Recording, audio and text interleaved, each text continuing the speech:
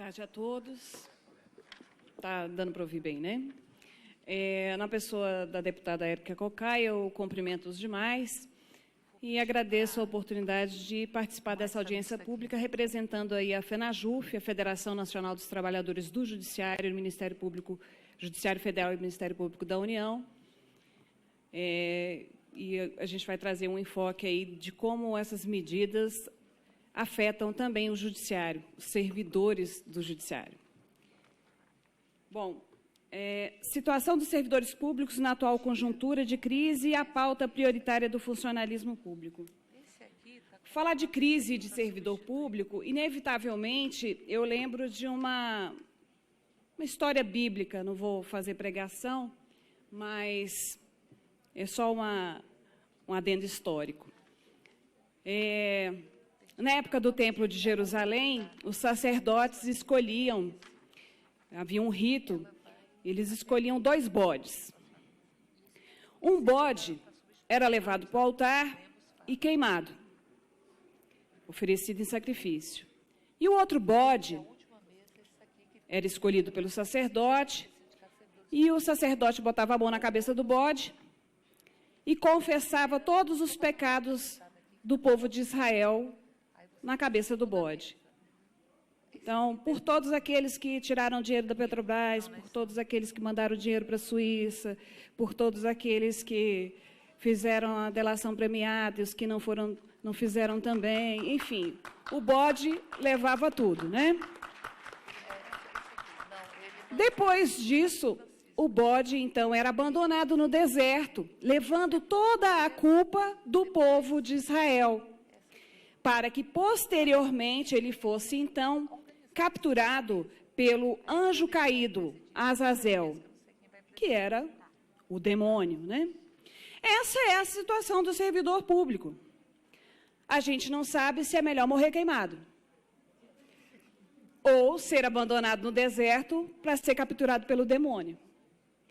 Essa é a história do bode expiatório, é a origem da história do bode expiatório.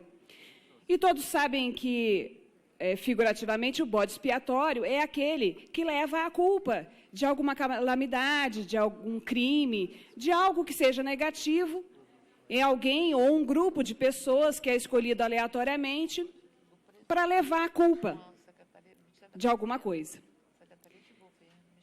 Não, sem razão, essa história tem tudo a ver com o funcionalismo público. É exatamente a figura do servidor público. O servidor público virou o bode expiatório da crise. Nós temos vários históricos de bodes expiatórios ao longo da história. Os judeus também foram bodes expiatórios. Na época da Alemanha nazista, eles também eram considerados os responsáveis pelo colapso político e pela crise econômica na Alemanha. Os judeus também. Vejamos que estamos realmente diante, sem exagero, de um holocausto. Parece dramático, mas é a nossa realidade realmente. E eu acredito que nesse seminário a gente tem a oportunidade de dizer como os servidores públicos se sentem. É uma grande oportunidade.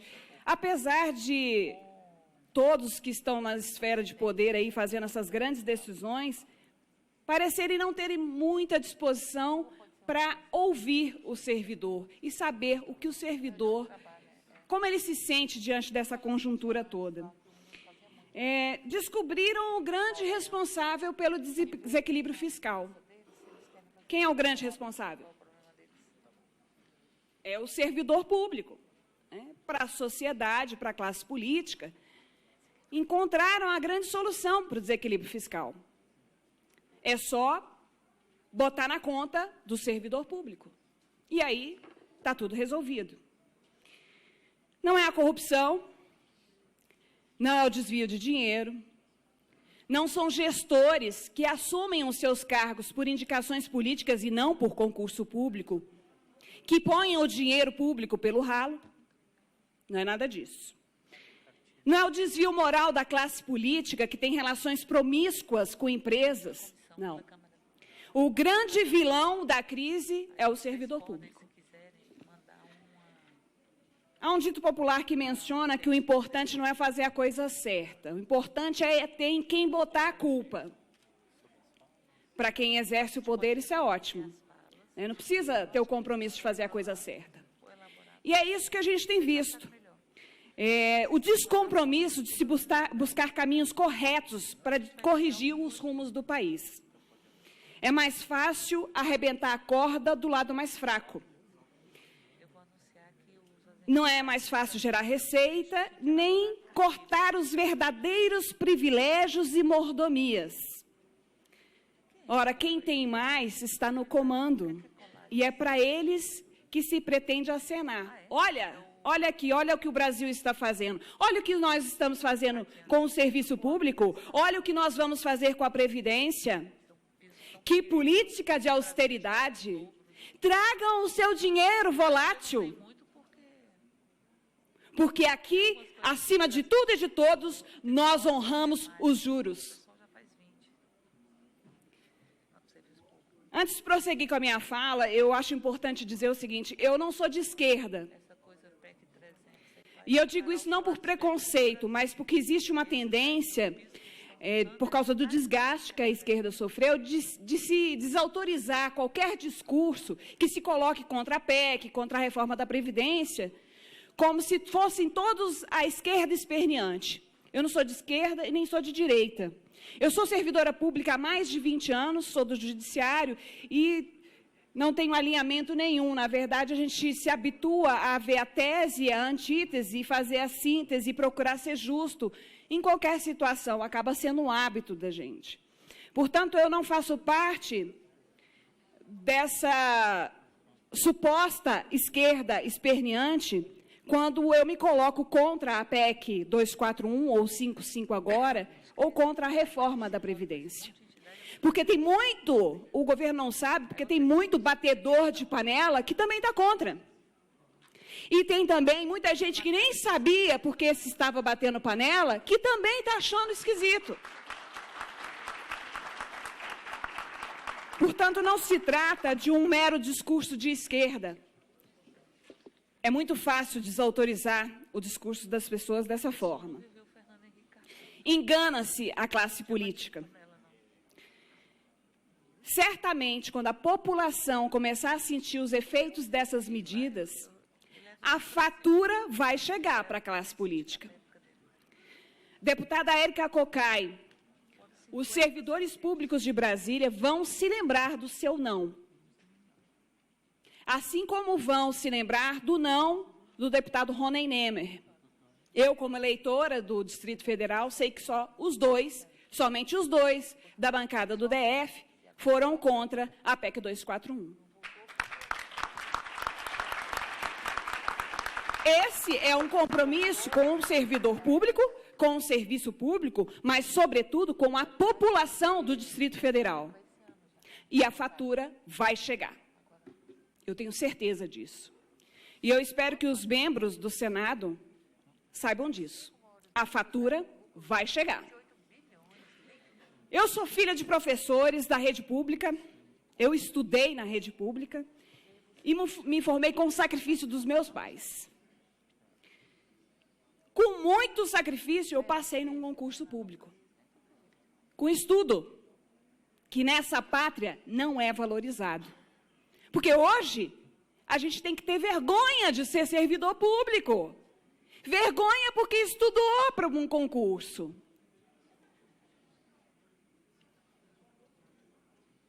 Mas eu sempre tive orgulho da minha profissão.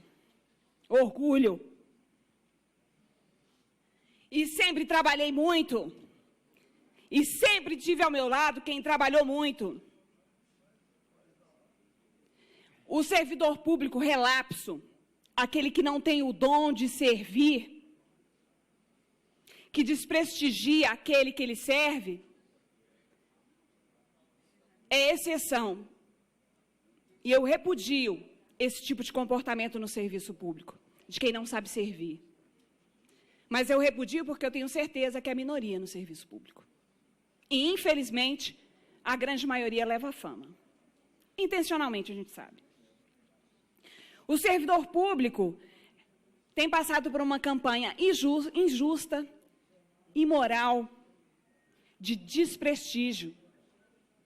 Uma campanha para que nós possamos assumir esse rombo com a aquiescência de toda a sociedade. Não somos preguiçosos, não somos desonestos, não somos corruptos e não somos os sanguessugas do orçamento público.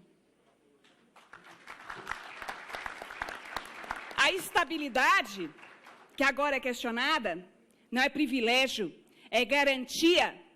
É garantia que a corrupção não impere no serviço público, para que o servidor possa dizer não a uma ordem ilegal. A Previdência é um regime diferenciado, que também tem uma contribuição diferenciada do servidor público, que arrecada muito mais e que não tem a necessidade de constituir um fundo como o FGTS, porque essa garantia nós não temos. Por isso, são balanceados os sistemas. Não há privilégio em relação ao servidor público. Quem anda aplaudindo o arroxo no funcionalismo público está caindo no canto da sereia de que o grande responsável pelo rombo no orçamento é o servidor público. Mal sabem esses que nós somos apenas os primeiros da fila. A população toda está na fila também para pagar a conta. E não sabe disso. Ainda dizem que se você é contra a PEC do limite de gastos públicos, você é contra o Brasil. Essa é a campanha de um site. No mesmo site que faz essa campanha, existem algumas perguntas e respostas. E lá tem uma pergunta: quais as sanções para o poder ou gestor público que descumprir a regra do limite? Resposta: não há sanções. A PEC tem o objetivo de ser um instrumento de política fiscal e não um instrumento de criminalização política. Opa! Mas vejamos o que diz o artigo 104, né? O artigo 104 trazido pela PEC. Mais resumidamente, no caso de descumprimento do limite individualizado, aplicam-se as seguintes vedações: concessão a qualquer título de vantagem, aumento, reajuste ou adequação de remuneração de servidores e empregados públicos. Criação de cargo, emprego ou função que implique aumento de despesa. Alteração de estrutura de carreira que implique aumento de despesa. Realização de concurso público. Criação ou majoração de auxílios, vantagens, bônus, abonos, verbas de representação ou benefícios de qualquer natureza em favor de servidores e empregados públicos. E fica também vedada a revisão geral, que já não é respeitada há muitos anos, né? Porque na iniciativa privada, todo ano, tem a recomposição da inflação. O servidor público nunca se cumpriu lá o inciso 10 do artigo 37. Enfim, o que a gente está vendo aqui? O bode. Está aqui o bode. Qual é a penalização para não cumprir o limite? É para o gestor público? É para a classe política? Quem é que paga se não cumprir o limite? Opa! O bode expiatório, o servidor público. Ele paga se os limites não forem respeitados. É bom isso, né? Eu faço a dívida e escolho quem paga. Eu gasto dinheiro e escolho quem paga. Eu roubo, dilapido, corrompo e escolho depois alguém para pagar a conta. O cara que estudou, que tem o acesso ao emprego com mais lisura possível, que foi trazido pela Constituição, que é o concurso público, o acesso mais democrático. Não é por indicação de ninguém, não é nada, é concurso público aberto para todo mundo. O limite estabelecido não vai cobrir as despesas com pessoal, aquisição de bens de consumo, manutenção de equipamentos, despesa de água, energia, informática, isso tudo é despesa primária, tá? Não vai cobrir, os limites não vão cobrir, porque são despesas que evoluem num crescimento vegetativo e também não estão limitadas à inflação. A água subiu de acordo com a inflação? A energia elétrica? Combustível? Qualquer coisa aqui que é pelos índices de inflação do governo, subiu só pelos índices da inflação do governo? Como é que vai se manter a estrutura mínima do serviço público? Mas se não der, o que faz? Se extrapolar o limite, o que faz? Corta do servidor. Não dá aumento para o servidor. Não faz concurso público. Bingo! A Secretaria de Relações Institucionais da Procuradoria-Geral da República apresentou, em 7 de outubro de 2016, a nota técnica, aprovada pelo Procurador da República e Secretário de Relações Institucionais, que concluiu pela inconstitucionalidade da proposição.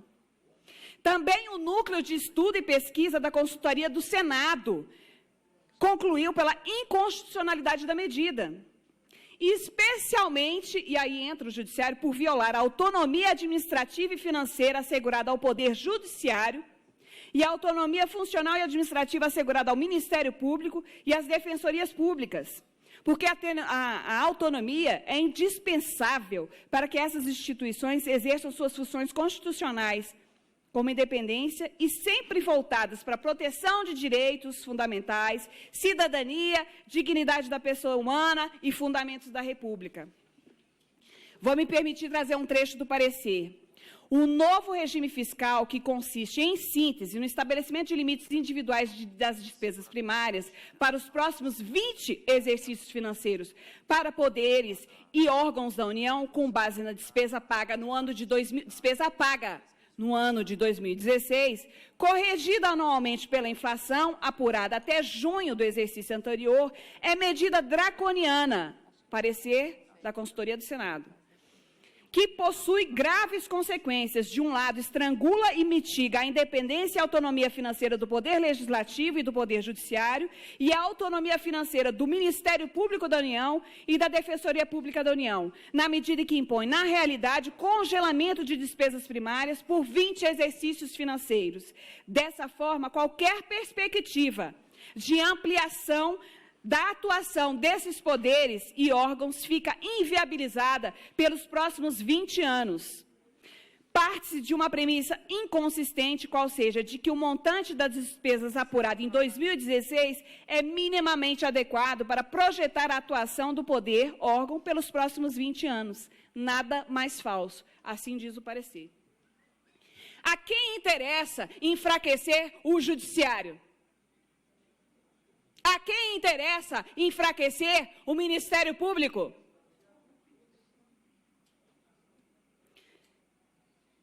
Ora, no que diz respeito ao Judiciário, eu sou servidora do Tribunal de Justiça do Distrito Federal há mais de 20 anos.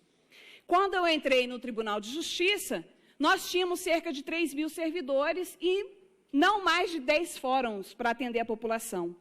Hoje, nós temos mais de 8 mil servidores e cerca de 19 fóruns no Distrito Federal. Isso se dá em razão do crescimento vegetativo, da própria demanda, do crescimento da população. E se a PEC valesse desde 1995? Que judiciário nós teríamos hoje?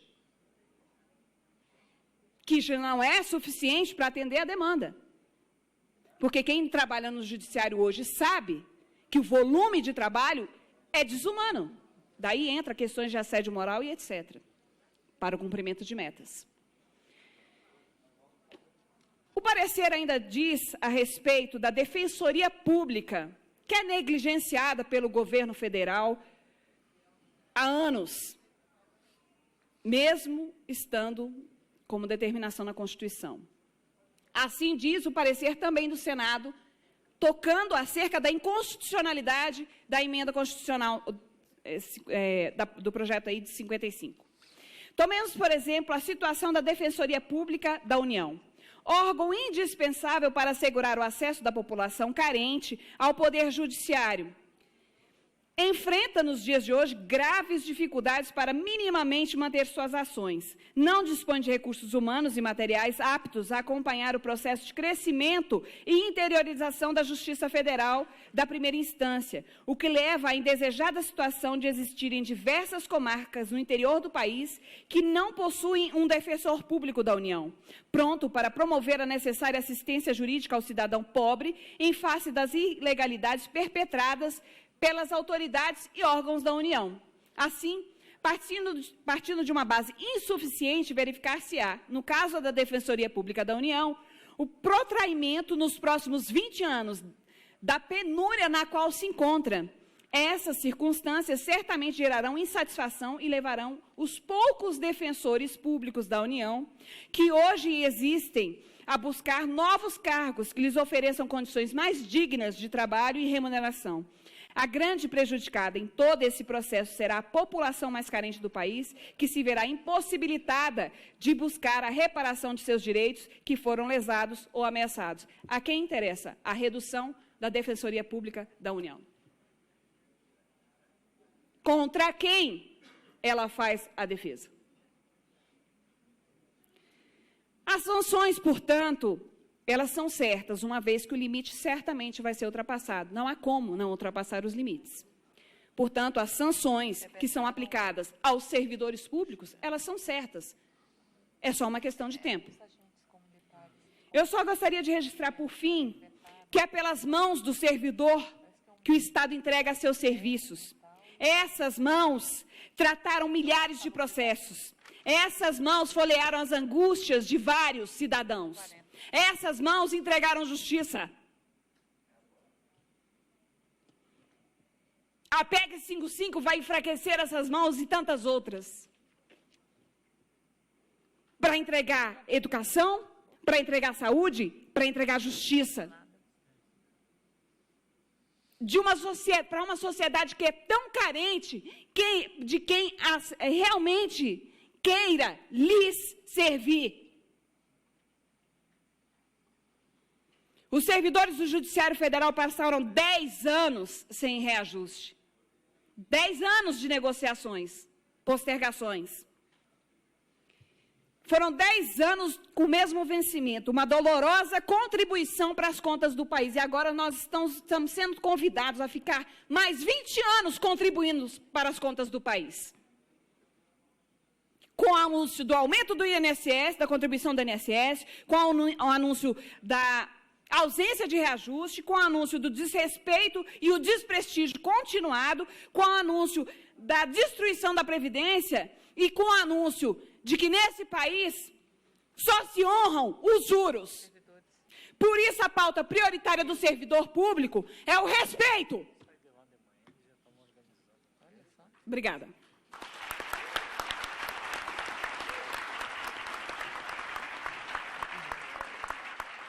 Muito obrigada. A Adriana fez uma excelente exposição sobre os impactos reais, concretos, na vida de